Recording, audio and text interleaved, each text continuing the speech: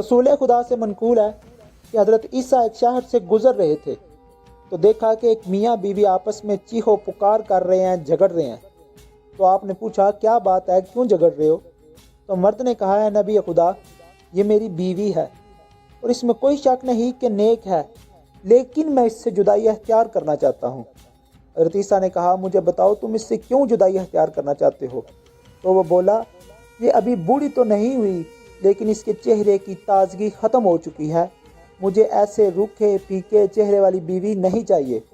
تو حضرت عیسیٰ نے اس خاتون سے کہا اگر تم اپنے چہرے کی تازگی، شادابی اور رونق واپس چاہتی ہو تو جب بھی کھانا کھاؤ پیٹ بھر کر مت کھاؤ، کیونکہ اگر کھانا مناسب مقدار سے زیادہ کھایا جائے تو سینے کے پاس جا کر رک جاتا ہے اور نتیجتاً چہرے کی شادابی اور رونق کم ہو جاتی ہے۔